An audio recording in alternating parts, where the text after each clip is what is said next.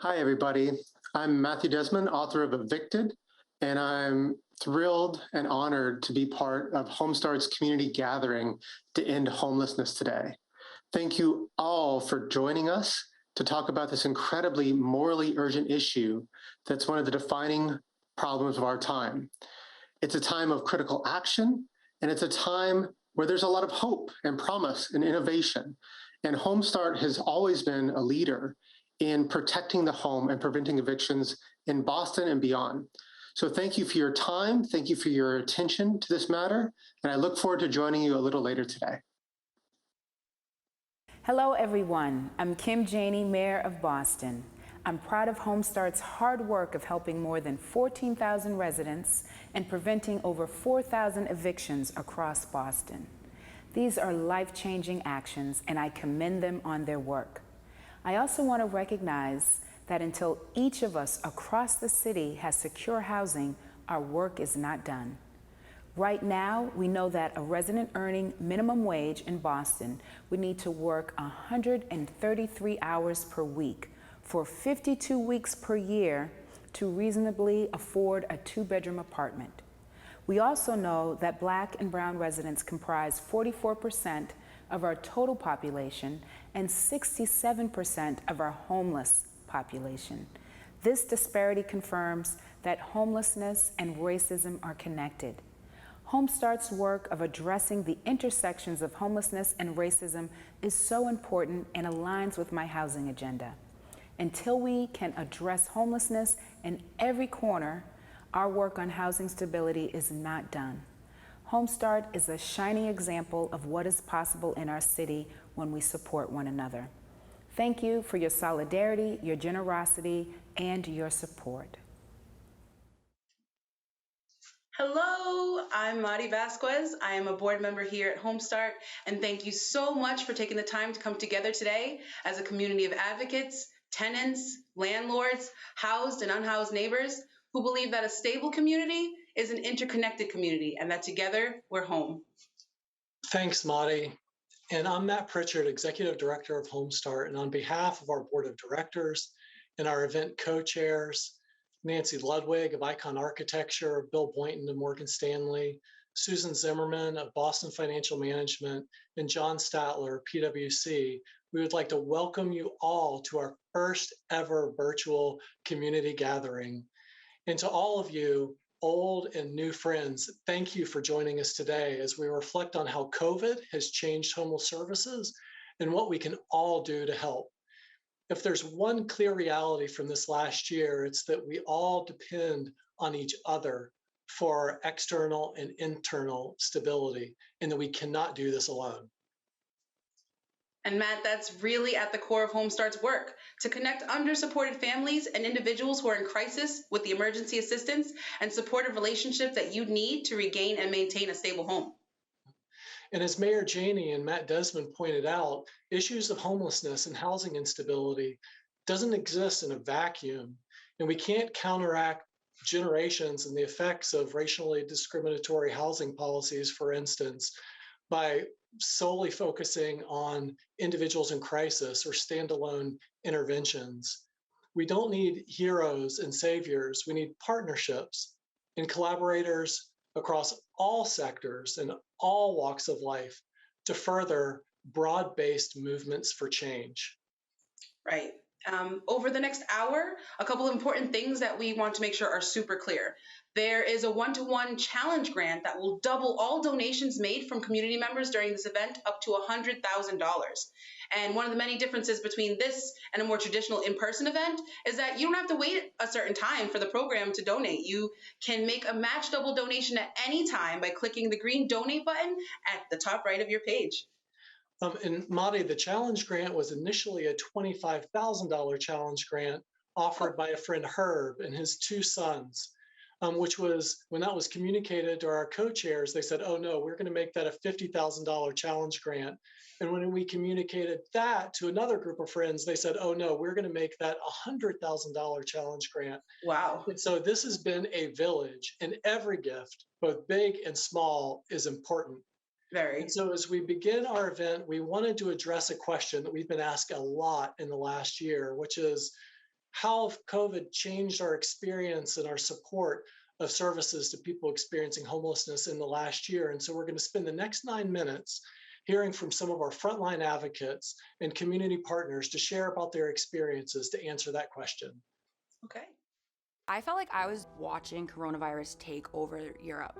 I had family in Israel, so they were already in lockdown, and I'm like watching this virus spread, and I'm like, this is coming to America. So when they said that we were closed for 2 weeks, I was like, that's not gonna be the case. I just know it. We began to get very concerned with the reports about COVID coming, and we were thinking so many people in Boston are clustered in big shelters, and with a transmissible disease, we've seen that many, many times over the years. It can go like wildfire if you're in close quarters in a shelter. The shelter system completely changed. Women were just not able to come in like they did before to come and see advocates. The women that were staying in the shelter during that time were not able to leave. So it was like, if you leave, you can't come back. This like unsettling anxiety came because I was like, what about my clients?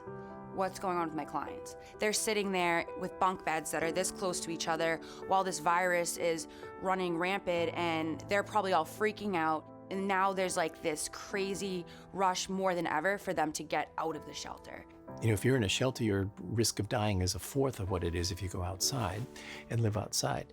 But when a communicable disease comes, the shelters become really scary places for the spread of a virus.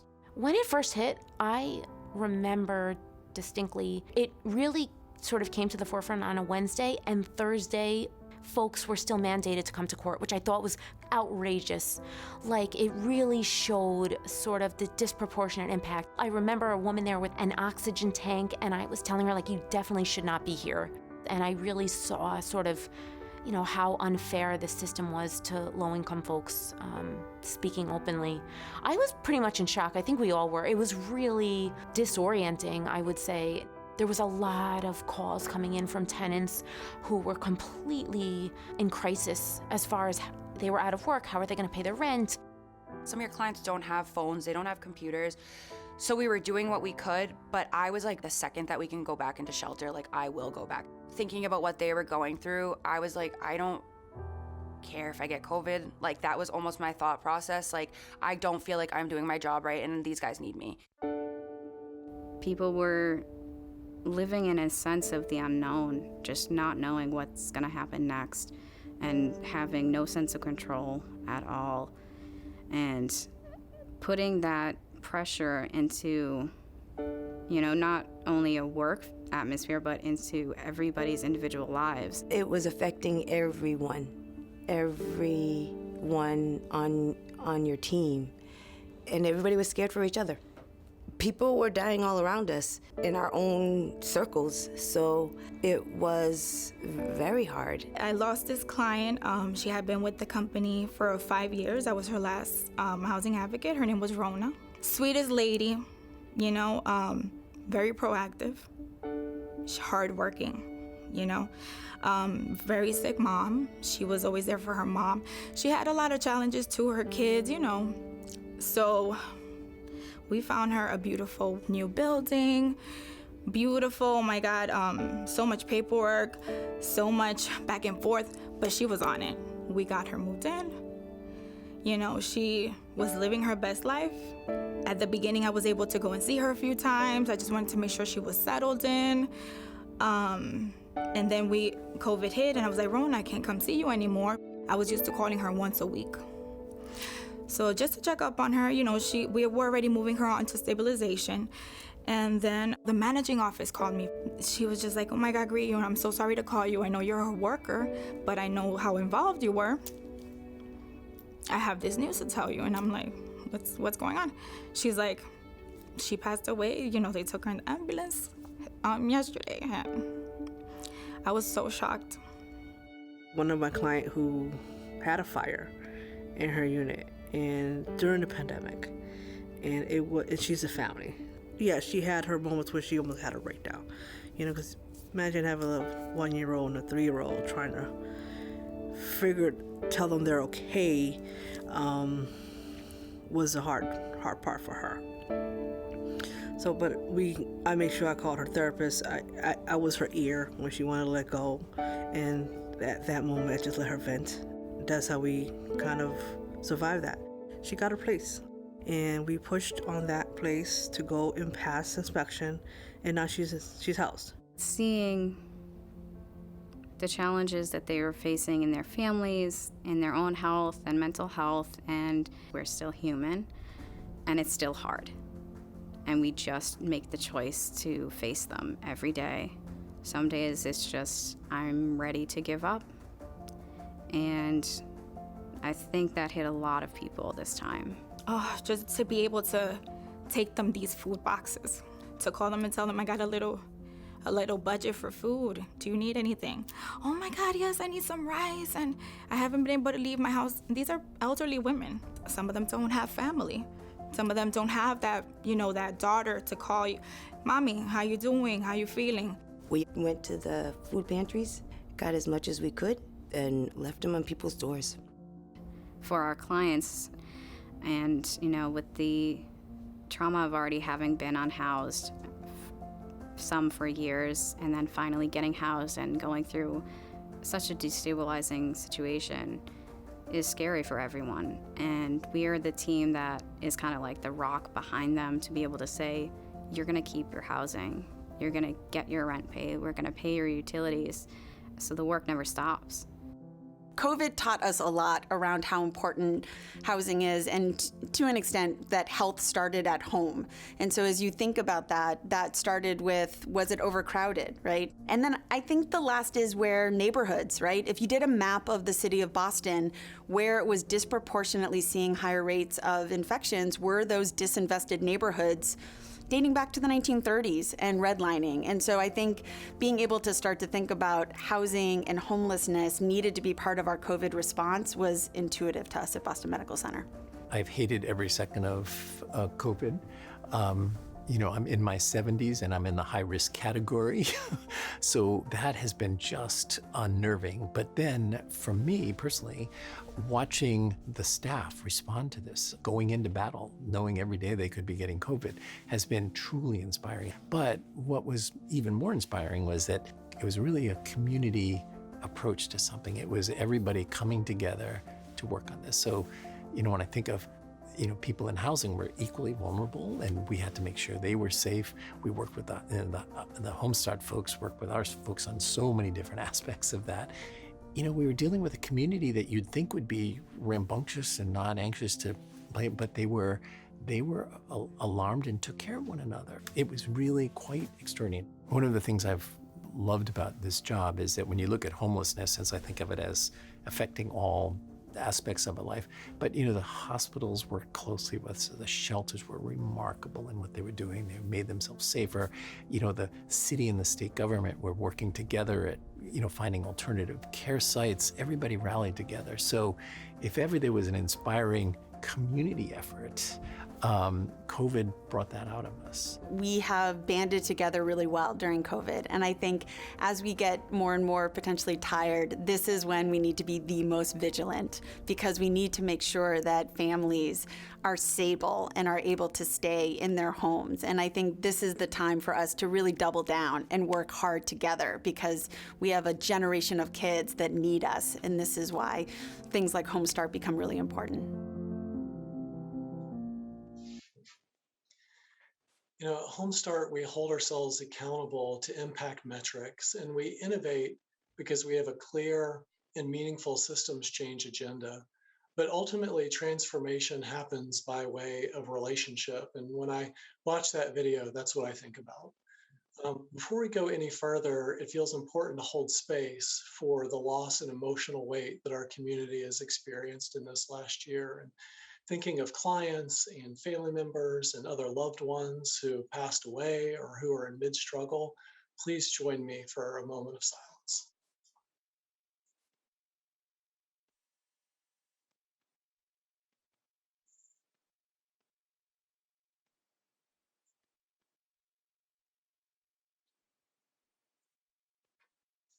I just need to say thank you. Thank you to Homestart's advocates, for collaborators across the city who, even during the height of the isolation and fear mid-pandemic, committed themselves to compassionate connection And even as we expanded our housing search services to depopulate the shelters and responded to the state's request to expand our eviction prevention services and reinvented how we provide our stabilization services, I want to thank all of you who reached out to encourage us and rallied behind our clients to provide emergency aid and keep our most affected people in our community safe and supported. And thank you to everyone joining today for staying vigilant and coming together as a community to find out what you can do next to help. Home starts with people, and breaking cycles of homelessness starts with support. And that is why Homestart is people first, grounding in the power of building authentic, supportive relationships between advocates and the people we work with. Yeah, and a bit later in the hour, we're going to talk about specific longer-term changes that have happened to homeless services due to COVID. But because we rely so heavily on each other and meaningful change only happens by way of collaboration, we wanted to focus on both the centrality of housing as a central element of our healing and our thriving, and the role of collaboration as a conduit of change. And so in this next 6 minutes, we're going to hear from our advocates and community leaders about how each of us has a part to stabilize and care for our community. It's very clear to me that the core of the solution to homelessness is the creation of housing and housing at scale. So without housing, we will never solve this problem. But I think what we have all learned together is that when you take people from the streets or people have been in the shelters for a long time, put them into housing, there's a lot of issues and things that they want to have addressed and need to have addressed, and that you can't just put them in housing without support. That support needs to be very flexible. It needs to be long-term. We used to hope that you could just support somebody for a couple weeks or a couple months and they'll get stable and then they'll be okay. But most of these folks have lived through hell, and the trauma of their early lives, or the chronic diseases and things that they have suffered and continue to suffer, don't go away just because they're in housing. But now you have an opportunity and a platform to begin to care for them. I often say that the best thing I can do for my patients is to get them a stable, decent, affordable home. And I think more and more we know that that's the foundation for health. And so how do we start to think about, as a health system, who we partner with in order to make that a reality? So we have always viewed Homestart as kind of a go-to for housing services, both housing prevention, right? Being able to prevent people from becoming homeless, and then also partnering on when people do become homeless, how do we get them back to that stable housing? And I think more and more we are really trying to build out a portfolio of partners, and Homestart is really kind of a gold standard. It takes a lot of hard work. And when I look at the housing workers that we've been working with at Homestart all these years now, they are ferocious in what they do, and the times they may have to see somebody several times a day in their house or several times a week has been really quite stunning. And people, if we're going to take good care of them, somebody has to make sure they get to their radiation appointment when they have cancer, or get to their and that's where this partnership has really gelled for us. The support that Homestart has provided for that has just been remarkable, and I think of it as absolutely essential to keeping people in their housing. When there's a crisis, you kind of just do whatever has to get done in the moment when it needs to get done. And I saw a lot of that happening, whether that's with our colleagues in shelter or with the healthcare system, certainly with Homestart, when you can just pick up the phone and you can say, next week we're going to rent a hotel and we need you on site, and for them, and to know that they will be there, and they were. And I think it's those types of relationships that we've really been able to see, that people have been able to just be very flexible, be very present, and work through the bureaucracy to get to solution. This pandemic put a bigger focus on the homelessness crisis, because COVID was something that they had to handle too, and then now it's in the shelters, and that's a big congregate setting, just like the prisons and the jails, where they worried it could spread like wildfire. We've been worried about the tidal wave of evictions since the beginning, and we sometimes in healthcare are on the front lines of that. Kids come to our ER, or families tell us when they deliver their baby they have nowhere to go. So what do you do in those moments in order to make sure someone is stable? Well, I think any crisis really exposes the vulnerabilities of people experiencing homelessness, but not right away. So you absolutely need programs like Homestart, which is probably one of the best at preventing people from becoming homeless. They understand the circumstances that led to folks becoming homeless. They understand what people need to stay in their housing. And so I'm really hoping that they'll be queuing up, and I know they will be, to look at the tsunami that could be coming our way to prevent that. I think luckily, between really good policy work and really the on-the-ground partners like Homestart and Boston Medical Center, we're trying to think through ways in which to stave off that tidal wave. I think we're gonna have to be really vigilant because things can change. There's so much you can do to get involved. Volunteer when you can. If you don't have time, donate money. If you don't have money, talk to legislators. The policies really do matter, and they are definitely felt on multiple levels. People tend to other this problem, right? It's someone else's problem, I'm fine. And one of the things we have to realize is that we have a collective improvement that happens when everybody has a home. You benefit when people in your community are stable. That means kids are in school. That means people are able to keep jobs. That means people are safer. The reasons that people become homeless, I tend to think of as legion. So homelessness, I think, is a result of failures of multiple sectors of our society. It's not just one thing. It's not just healthcare, not public health, but it's failure of education, failure of the foster care system, of the welfare system, of the justice system. And behind all of that, there's the poverty, classism, and racism that is behind that. Many of these folks, especially those who live on the street, have lived through sort of unspeakable trauma and really difficult lives. And their homelessness is the end result of a long process beginning back in childhood.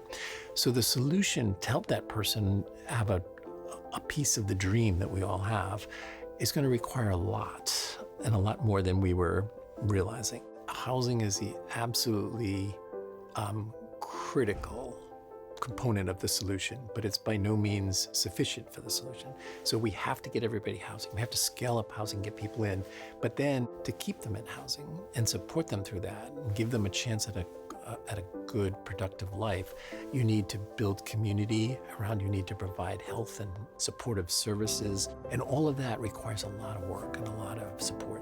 Oftentimes, it saves you more to prevent something than to treat it after it occurs. And so preventing homelessness is a great business model. That is what we need to do more of. And yet, oftentimes, it may be the thing that we underfund the most. And so what are the ways in which we make prevention the rule instead of the exception?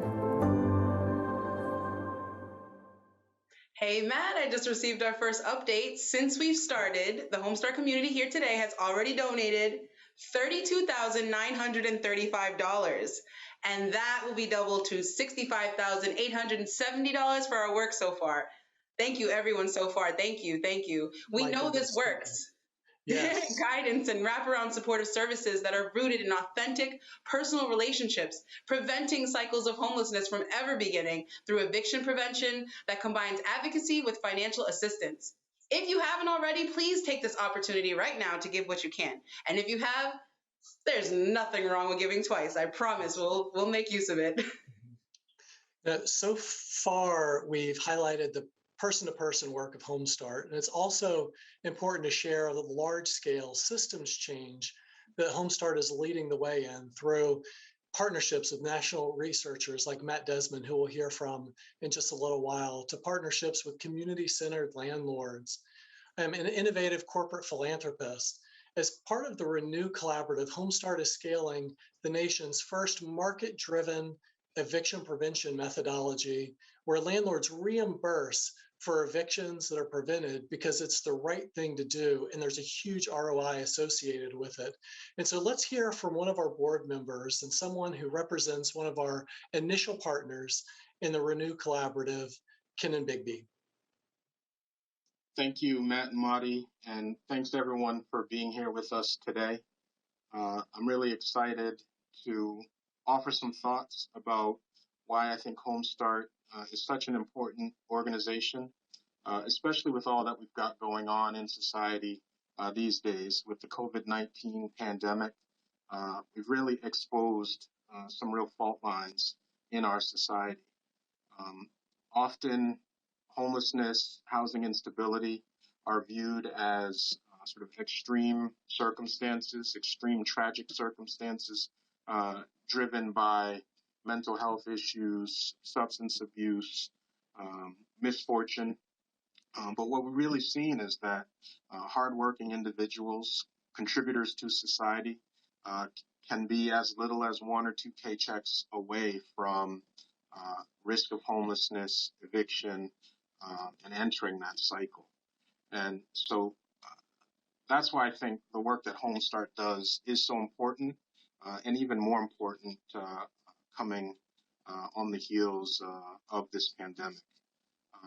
Speaking to you as a member of Trinity Financial, we are an owner, operator, developer of housing units, including housing for affordable and workforce and some of our most vulnerable members of society.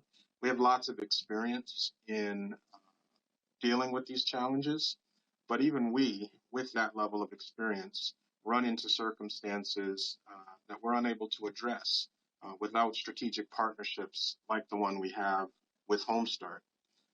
No owner of residential units, no management company, manager of residential units wants to go through evictions, wants to chase tenants that are unable to pay their rent. And bringing in a partner like Homestart is a key tool in our ability to keep working with our residents, to keep our communities whole and healthy, and to make sure that our residents are able to continue occupying their units. Homestart and their staff bring a unique perspective to this work. It's a perspective that can't be manufactured. It's an authentic perspective that comes from real lived experience, both of the Homestart staff and of their clients. And it allows them to do work that we as an owner simply aren't able to do, aren't equipped to do. They bring resources and experience to the table that our tenants really need, and they're able to provide a plan and a way for those tenancies to be saved. I think one of the unique aspects of this challenge of homelessness and housing instability is that it is a challenge that can be solved. But the only way we're going to solve it is if we are first able to stop the flow of newly homeless. And the Renew Collaborative is a key tool to being able to do that. At the properties where we're working with Homestart and are part of this Renew Collaborative, we're able to preserve tenancies, we're able to strengthen our communities, and that in turn leads to stronger neighborhoods, stronger cities, and residents that are able to focus on the other issues, the other challenges, the other opportunities in their life, because they're no longer worried about losing their housing or not having a place to lay their head at night. And so as an owner, operator, developer of housing, I know that the work Homestart does is invaluable, not just to my business and my bottom line, but also to my residents and to the communities that my properties are located in. And for that reason, I am wholeheartedly on board with supporting Homestart. I'm proud to be a member of their board, and I urge everyone to support Homestart in any way you can. Thank you. On the heels of Kenan sharing his thanks, I too want to thank all of you in our Homestart community, because as of right now, in the last 30 minutes, we have raised an additional $72,435 already. And so, you know what? In the spirit of collaboration, Marty, as we continue to add up the totals that are being contributed, would you join me in thanking some of our community sponsors? Of course, Matt. I mean, we couldn't be voicing gratitude without giving a shout out to Debbie and Holden Lewis of the Denman Drapkin team, Indeed. Carrie Gatto of the Gatto team at Keller Williams, and the incredible community of realtors who rallied in support of Homestart's Community Housing Assistance Fund to help cover costs such as first month's rent, last month's rent, security deposits, moving expenses, and other costs that would otherwise act as a barrier to regaining the stability of a home. Yes, yeah. And I'd like to thank our banks and financial services partners, the Bank of America, Morgan Stanley, Cambridge Savings Bank, Cambridge Trust Company, East Cambridge Savings Bank, Rockland Trust, Dedham Savings Bank, and Eastern Bank, and our other community partners, United Way, Combined Jewish Philanthropies, Always Health Partners, Plymouth Rock Assurance Foundation, Goodwin Proctor, and the Charles River Apparel Group. Thank you so much. And then there's our real estate partners, Icon Architecture, Kennan's Trinity Financial, Beacon Communities, Wynn Communities, and a game-changing partnership with Northland Investment Corporation. Matt, I know that you have a special announcement related to Northland, but before you do, I just want to mention that we have a new total. Are you ready? Yes. Okay, so we've raised $82,185. Doubled is $164,370 to help supporting housing stability, helping people to transition out of homelessness, preventing families from being evicted, and leading innovative collaborative efforts to create new solutions to national issues like the Renew Collaborative. So that's only $35,630 away from our goal. Let's see how close we can get by the end of this hour. Yes, thank you, Marty. That is awesome. And now is a perfect time to, in the spirit of talking about deeply committed partnerships, to announce that Northland, a leading real estate private equity firm in the country, has just announced that they're contributing $1 million wow. to Homestart's Catalytic Growth Fund.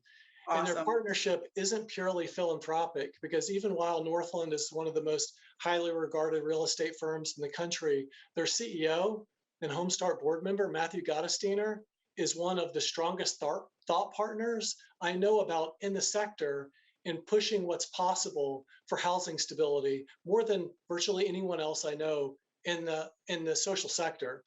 And so their vision is not just that the real estate industry would be aware and support homeless services and housing stability innovation, but that the real estate sector would lead homeless services and innovation within housing stability. They are all in.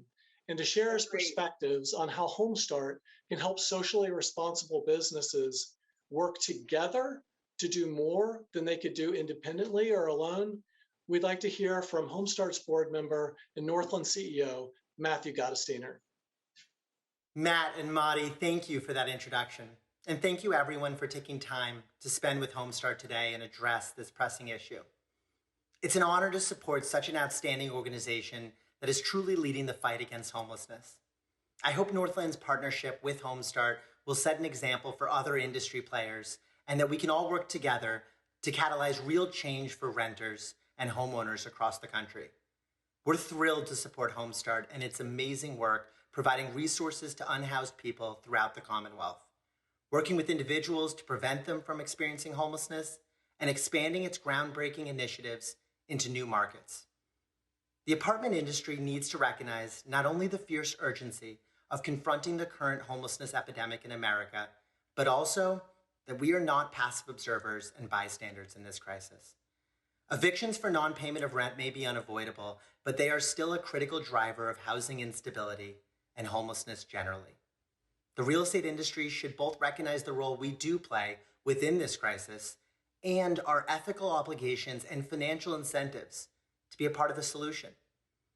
The COVID pandemic further emphasized the human impact of evictions, the lived realities of homelessness, and the need for thoughtful initiatives and partnerships to make evictions for non-payment of rent a tool of last resort. Fortunately, the dynamic exists for systems-level change because of things like Homestart's innovative Renew Collaborative. Evictions are expensive, logistically complex, fundamentally unprofitable, and heartbreaking. Partnering with local organizations like Homestart to support residents unable to pay rent, to intervene at the point of eviction, and to keep families in their homes is a game-changing innovation within the homelessness epidemic.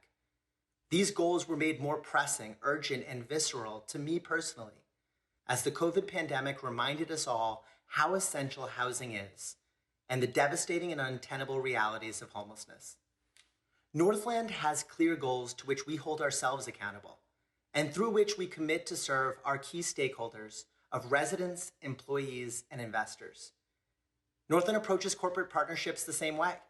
Financial support and strategic partnership with Homestart allows us to have a significant and measurable impact on an issue for which we care deeply.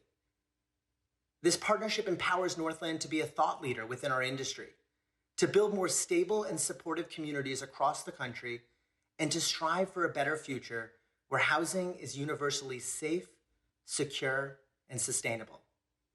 Thank you all again for the time that you have spent today to engage with Homestart and to support innovative, proven, and powerful initiatives to combat homelessness. Back to you, Matt. Marty, it is impossible not to smile. Right? I was going to say, Kenan and Matthew are phenomenal leaders. They are, and thanks to both of them and other leaders, Larry and Suzanne at Northland, for providing such a great model for the potential of the real estate industry to substantially move the needle in terms of housing stability across our country.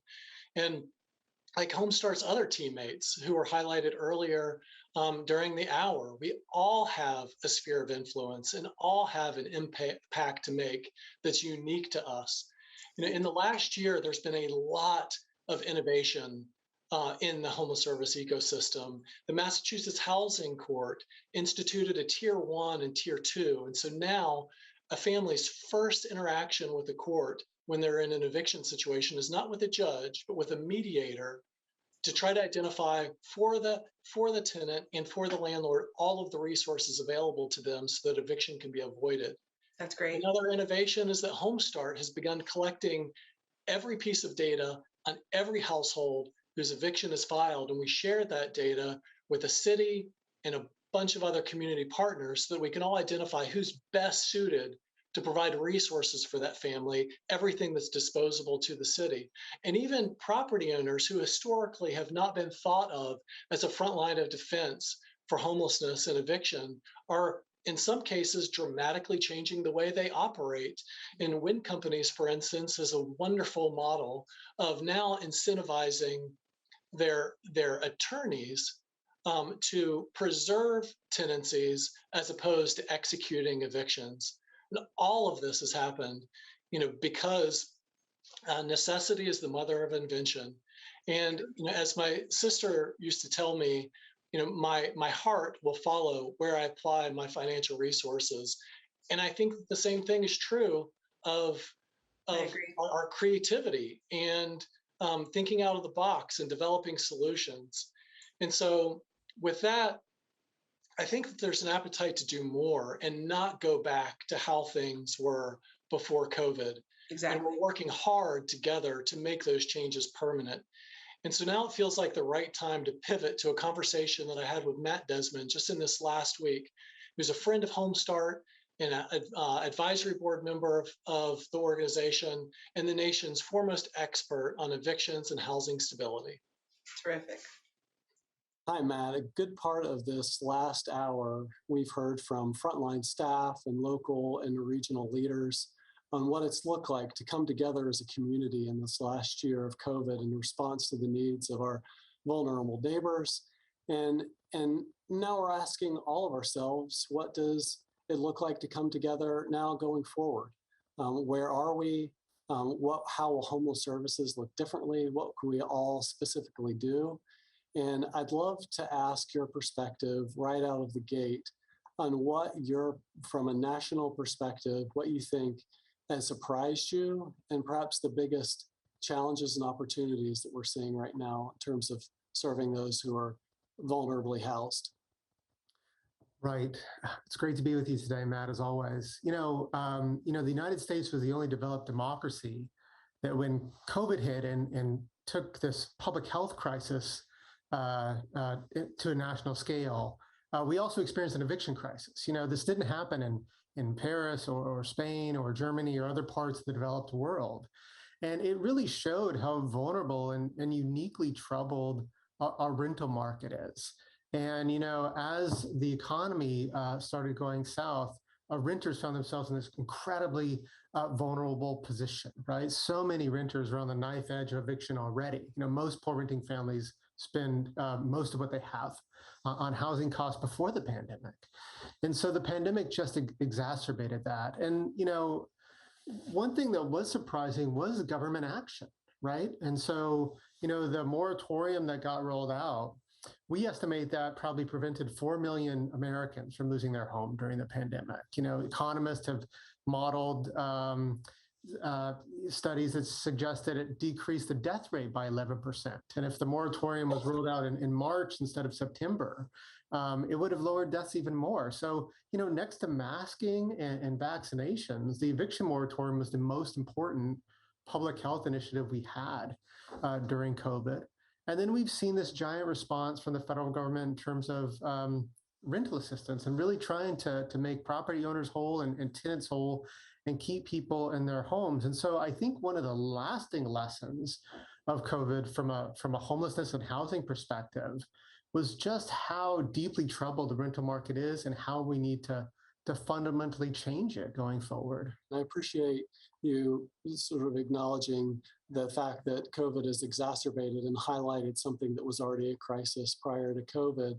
But you think about, restaurants cannot stay in business if there are no customers. But we've seen in this last year that owners have effectively been able to stay in business without evictions. What does that observation, outside of government engagement, like you said, what opportunities you think there are there to rethink the way that owners and tenants relate with one another and have a relationship? Yeah, not only have owners been able to stay in business, but this line that we heard in the media a lot from people that were critical of the moratorium, hey, if tenants don't pay the rent, landlords are going to go in foreclosure. The foreclosure rate today is 78% lower than it was in 2018. There are far fewer foreclosures today than they were before the pandemic.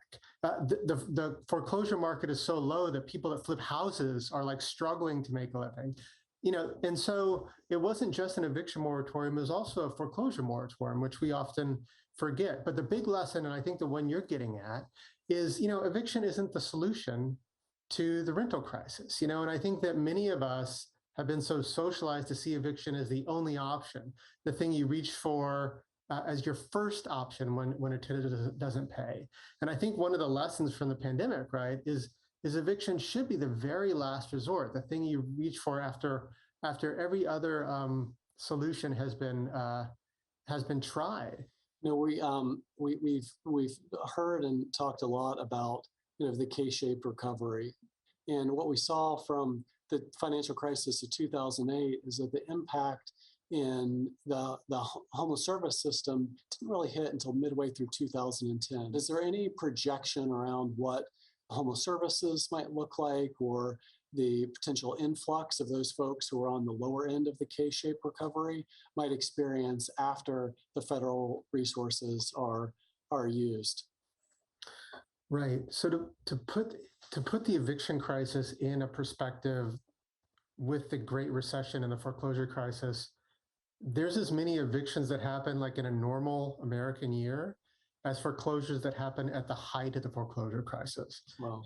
So for renters, they're facing like foreclosure crisis levels of displacement every year anyways.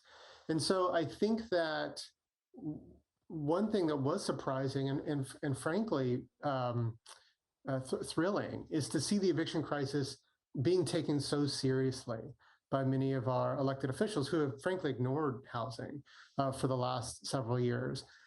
I think, we have a reconciliation bill that's being debated while you and I are recording this interview, right? And so there's a real chance for Washington to invest in more housing vouchers, more public housing, to fund the Housing Trust Fund more so that more apartments can get built around the country to ease the housing crisis that the country's been in. But I also think that, from a homeless prevention perspective, I also think that there is an opportunity to really rethink eviction court, and as you know from being in eviction courts, that's not a place of justice. Like I think that's something that I think a lot of states, red and blue around the country, are learning or relearning through the pandemic. The biggest revelations I had from Evicted and in our conversations is understanding how, if you're a Black woman, you're 7 times more likely to be evicted than a white woman, all else being equal. If you identify as a brown woman, you're 3 times more likely to be evicted as a white woman. 41% of Homestart's clients identify as Black, 30% white, 24% brown. And so there's a 50% greater chance of a person who is Black experiencing homelessness than if they were white. And so would love just to pause to have you kind of reflect a bit about what we're talking about as a racial justice issue. Right. There's so much to say in response to that, question. One of the ways that I've come to think of it is, one way to tell the story of African American history in America is the systematic dispossession of Black families from the land, the soil of the United States. So, you go from slavery to sharecropping to the Great Migration, where Black families were corralled into ghettos they literally didn't own. In the 1930s, about 99% of Black families in Milwaukee, for example, were renters. And the landlords in those areas had no incentive to fix up their building. They could charge Black folks more than white folks in other parts of the country. You finally have the end of legal housing segregation in the late 1960s, and it only came because Martin Luther King was murdered on a Memphis balcony, and that caused unrest that pushed Congress to finally act on housing in ways they wouldn't before. But that just caused white flight. It caused disinvestment from the cities. You run that up to the Great Recession, where we know that Black and brown homes were targeted by predatory lending, and most Black businesses during the Great Recession went under and didn't recover. And then you run it up to today, and you find that evictions are concentrated in areas that are predominantly African American, and that's especially acute now in the health crisis. The areas that have the highest risk of eviction have the lowest vaccination rates in the country, and so we've created this semi-permanent renter class in the United States. Most Black families are renters, most Latino families are renters, and most white families, because we've had a very different history, are homeowners and are benefiting from all the wealth and tax benefits that come with home ownership. One of the biggest reasons folks can own their home is because their parents refinance their own home to help with their down payment. And so just in that simple transaction is history, right? And privilege. And so I think that has to be part of the conversation. If we care about racial inequality, we have to care about things like eviction and the housing crisis. The story is just deepened and accentuated in COVID because a lot of people that were forced to go to work and were called essential workers were Latino and African Americans that were in the service industry or in jobs that they didn't have a lot of flex to work at home. So not only you're exposed to the pandemic, you're also exposed disproportionately to the housing crisis. So, from a racial justice standpoint, it's not just a matter of, it's not just a story about poverty, and it's not just a story about, even a story of unfairness or injustice. It's a deep, deep story about the racial fissures in the country and how they still matter today. Black folks are twice as likely to get evicted in this country as white folks among renters. And so, yeah, I mean, the questions you raise are kind of the story behind this crisis. Yeah, building off of that, this morning I was talking with a person who felt very disconnected and was basically saying, how do I welcome my neighbor? How do I welcome folks who are suffering? And something that we talked about is that in your travels over the last number of years nationally, that was a question that you got asked a lot. Like, is this my fault? Right. And I'd love your reflection a bit on how do we welcome our neighbors? Is this our fault, even if we feel relatively removed from individuals whose housing is very unstable and people who are in crises? Yeah, I think that if we're all going to claim a part of the tradition and the history of the nation, we have to claim all of it. So if we're going to think of ourselves as an independent people, a people that fought Britain, a people that endorsed a free enterprise, built something out of nothing in this new country, if we are, the people that fought World War II, we are also the people that enslaved Black families. We are also the people that fought tooth and nail to uphold Jim Crow. We are also the people that displaced hundreds of thousands of Mexican arrivals in the early part of the 20th century. And so I think we have to have all of that. We are all of that. And so I do think that we're implicated in this somehow. 1 in 5 kids don't have enough to they live in homes that they don't have enough to buy basic necessities in this country. 1 in 5. That's we call it poverty. It's like this abstract term, but it literally means you don't have enough to eat. You can't pay the lights. You can't pay the rent. And the way we talk about that, regardless of our politics often, is it's no one's fault, right? Like the jobs just left, or people didn't work hard enough, or they made bad decisions. And those let us off the hook. And I think we know deep down that's wrong. I think we know deep down that that's not the case, and so in housing, there's a very clear example. I mean, we spend about $150 billion every year on homeowner tax benefits. Most of that money goes to families with 6-figure incomes. Most of that money goes to white families because of the homeownership disparities. That number far, far, far outpaces direct housing assistance to the needy, right? If you added up all the money we spend on public housing, Section 8, homeless prevention, it would look like this, and homeowner subsidies would look like this. Mm-hmm. It's hard to think of a policy that does a better job of replicating and exacerbating our racial and economic inequality.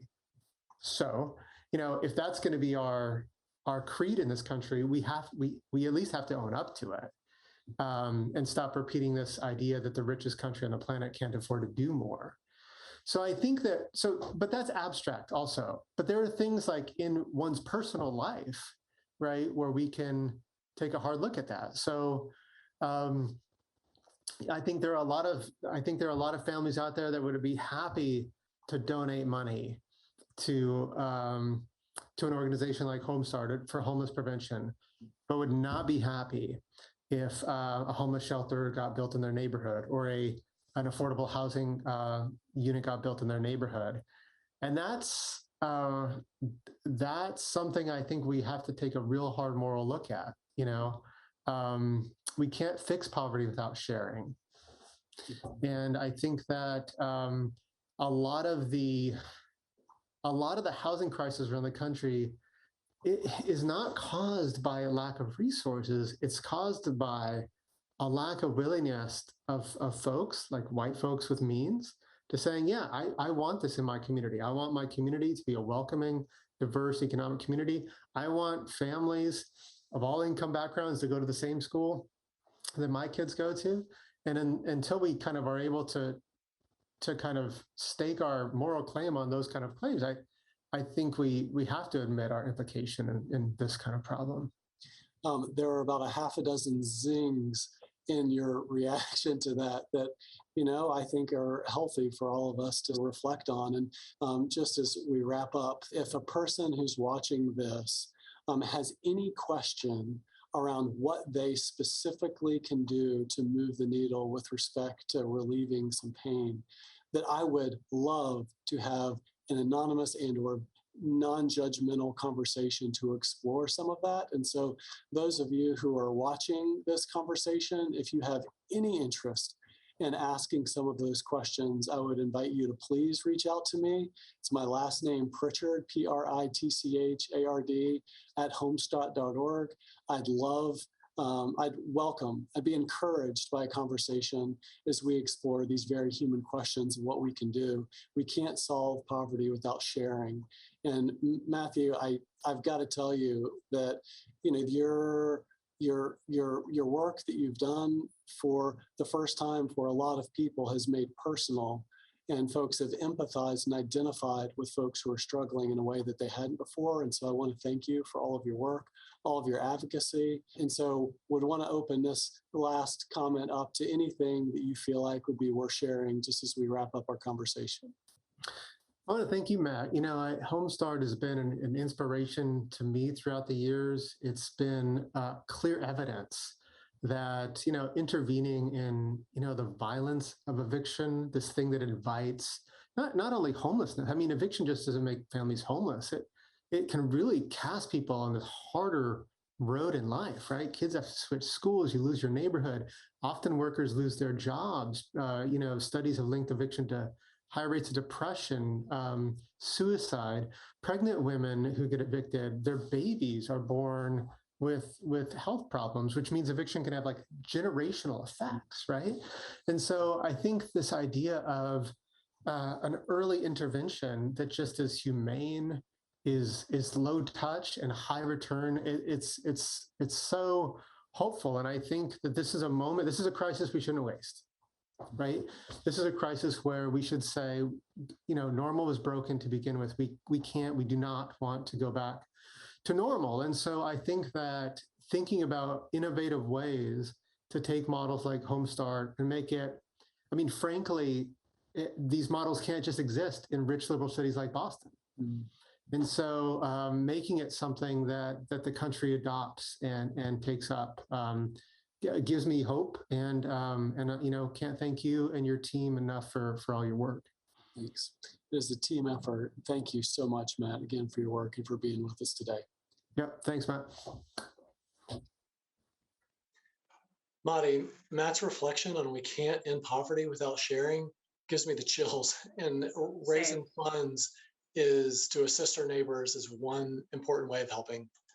It's a massive way, and that not only makes it possible for thousands of people to obtain or maintain a safe, stable home each year through Homestart's work, but it's also investing in the creation and expansion of innovative and game-changing new initiatives like the Renew Collaborative.